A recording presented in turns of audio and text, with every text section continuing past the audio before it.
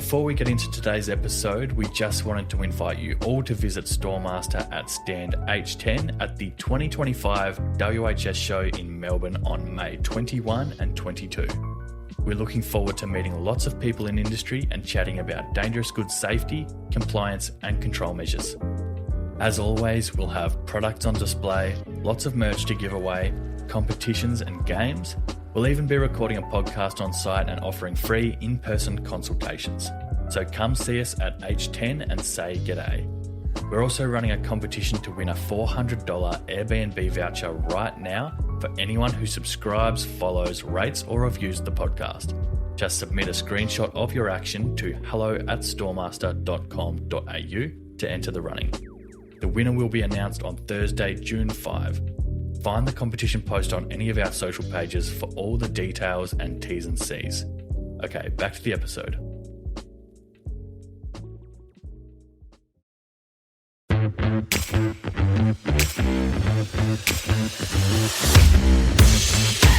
Welcome to Chemical Safety at Work, the podcast that helps you navigate dangerous goods risks and keep your workplace safe, compliant and informed.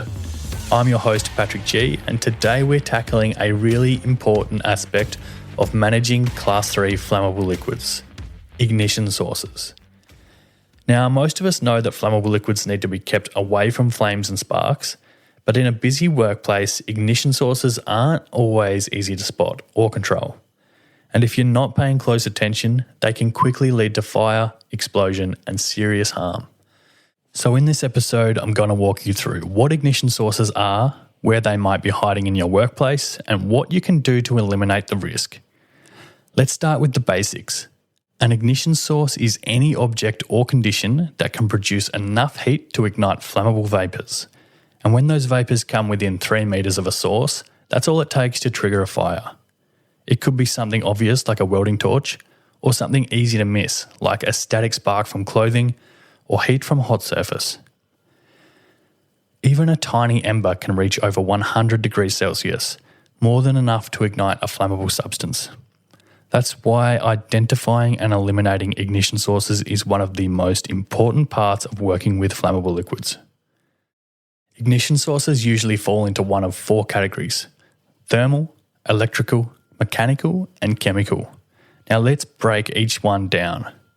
Thermal ignition sources are anything that gives off heat.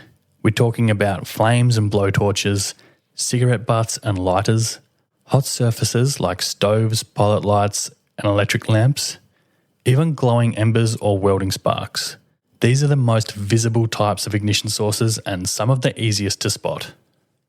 Electrical ignition sources can be a bit trickier. They include electric motors and switches, broken cables or short circuits, sparks from static electricity, lightning strikes or stray currents, even the flow of liquid or powder through pipes can build up static. In many cases, you won't see a visible spark, but the risk is still there. Mechanical ignition sources come from equipment and movement. Think about friction from an abrasive wheel, bearings overheating, jamming or material fractures, pistons or moving parts generating heat. These risks are common in workshops or industrial areas where mechanical processes are part of everyday operations. Chemical ignition sources involve exothermic reactions, which is when chemicals react and give off heat. Some examples are vigorous oxidizing reactions, exothermic polymerization, exposure of reactive substances like sodium metal to air. These reactions can ignite flammable vapours even without a spark. So how do we control these risks? The key is distance and awareness. According to the Australian standard AS 1940, there must be no ignition sources within the cabinet storing flammable liquids, within 3 metres of the cabinet, measured laterally, and up to 1 metre vertically above any openings, including cabinet doors. Once you've identified ignition sources near your flammable storage areas, eliminate them and make it clear to everyone on site that those areas are high risk. That's where signage comes in. Your flammable liquids cabinet must be marked with no smoking, no ignition sources within 3 metres, in lettering at least 50mm high.